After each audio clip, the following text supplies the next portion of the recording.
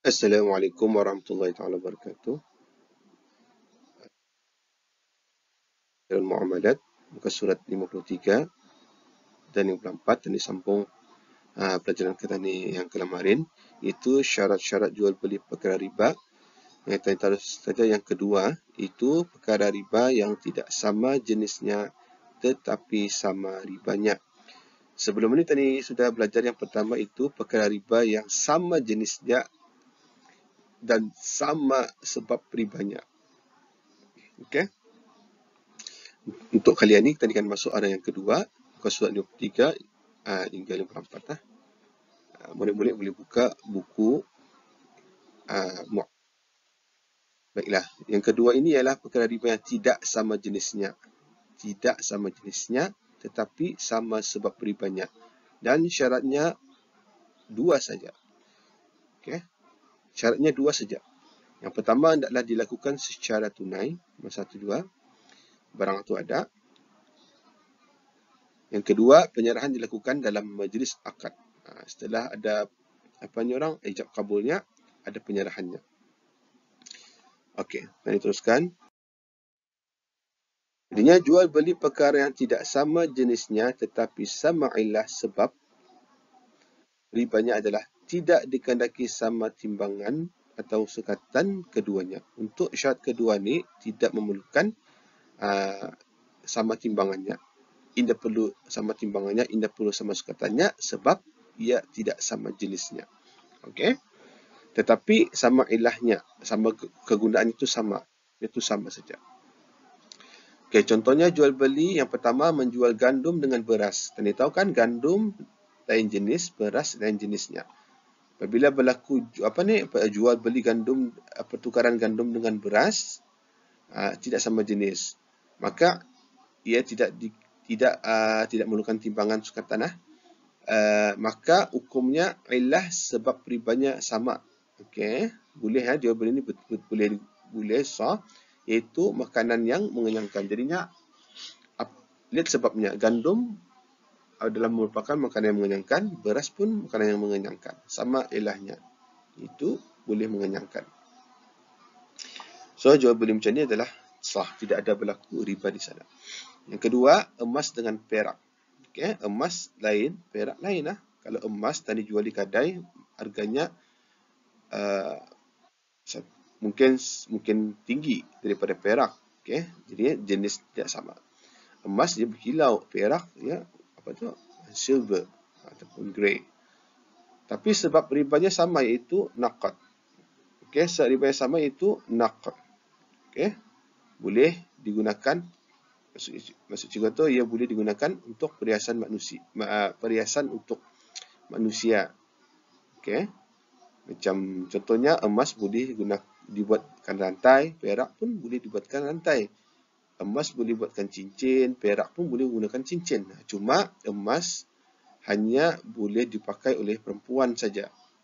Dan emas haram digunakan untuk lelaki. So, lelaki-lelaki boleh gunakan apa? Perak. Okay, boleh gunakan perak.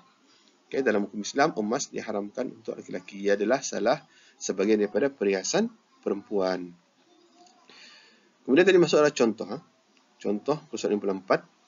Yang pertama, contoh berjual beli di antara tepung gandum dengan tepung beras. Tadi pun tahu bahawa macam mana cara usul tepung. Okey, tepung ni warna putih-putih. Sebenarnya tu alam mulakan ada kedai tu, kedai runjit. Macam-macam tu, ada tepung gandum namanya, ada nama jenama itu. Mama kamu tahu tu. Kalau tepung gandum ni masakan apa? Kalau tepung beras ni digunakan apa? Tahu je tu. Kamu tanya. Okey, memang berbezalah cara pembuatannya lah. Jadi tepung gandum memang tepung gandum memang lain jenis kan tak dengan tepung beras. Tapi ia punya ilah sama, itu untuk buat makanan kah, untuk dimakan lah maksudnya tu. Jika asal tepung itu tidak sama jenisnya, memang dia sama. Asalnya, kalau tadi fikirkan tepung warna putih, betul? Warna putih kan? Jadi sama kan jenisnya tu, tapi pembuatannya dari mana? Kalau ia dari gandum, gandum. Kalau ia dari beras, beras. Maka lain jenis. Iaitu satu daripada gandum dan satu lagi daripada beras. Maka adalah ada dua syarat sahaja bagi sah jual beli. Itu seperti jual beli pada barang asalnya, itu dua syarat saja. Macam apa tu yang tadi belajar tadi ni ya, sebelum ni ya. Itu yang pertama secara tunai, yang kedua penyerahan dilakukan dalam majlis akad. Jadinya untuk dia sama jenis, tapi sama ilahnya untuk dimakan. Okay, adalah tidak dikehendaki dalam berjual beli di antara tepung gandum dengan tepung beras itu supaya ada persamaan dalam timbangan atau sukatan. Indah payah, indah perlu. Bahkan jual beli di antara keduanya sah dilakukan secara berlebih berkurang. Artinya bolehlah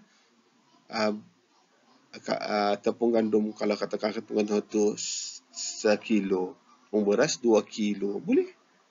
Okay, walaupun dia sama timbangan sebab ia tidak sama jenisnya. Tu mesti pegang tu ah. Kalau ia sama jenisnya, contohnya tepung gandum dengan tepung gandum sama jenis, mesti sukatannya, timbangannya sama. Kalau ini sama, boleh jatuh kepada riba. Baik, yang kedua, jual beli di antara cuka kurma dengan cuka anggur. Okay? Jauh tu kurma sama anggur, tapi cuka. Okay? Namanya cuka. Okay? Cuka ni dia sudah jadi cair. Mungkin untuk kegunaan untuk masakan. Okay? Cuka kurma dengan cuka anggur. Okay? Atau di antara daging kambing dengan daging lembu. Atau di antara telur ayam dengan telur angsa. Atau minyak kelapa dengan minyak zaitun. Okay? Minyak kan? Asal minyak, tapi perbuatannya tu dari mana? Dia sama. Macam yang lebih jelas ya, kalau daging, ya memang daging. Kalau saya dipotong-potong, kalau tadi ke mana ni, ke kedai Waho kah, kedai mana kah, supermarket, Sunni kah, kamu lihat daging itu sudah berpotong-potong. Kamu kan mencari daging kambing, contoh. Sana tu ada daging lembu, daging kerbau. Kalau dari label lagi anulah, muskil lah kita ni. Mana satu daging kambing ya, mana satu daging kerbau ya. Jadi kalau ada pertukaran jual beli sana, daging kambing dengan daging lembu kah, daging sapi kah, daging unta kah, macam-macam, ataupun telur itik, telur angsa, okay, telur puyuh, macam-macam okay, jadinya macam mana hukumnya? Caranya sama seperti jual beli di antara tepung gandum dengan tepung beras, kerana jual beli itu adalah di antara barang-barang yang tidak sama jenisnya. Ia sama jenis tu, walaupun dipanggil cuka, walaupun dipanggil daging, walaupun dipanggil telur. Sebab barang itu macam semua macam sama, tapi asalnya dia sama. Jadinya masih dengan kaedahnya. Yang pertama tunai, yang kedua penyerahan dilakukan dalam majlis akad. Okey. Semoga murid-murid dapat memahamilah sedikit sebanyak tentang pelajaran hari ini. Saya beri cikgu. Wabillahi taufiq wal hidayah. Assalamualaikum warahmatullahi wabarakatuh.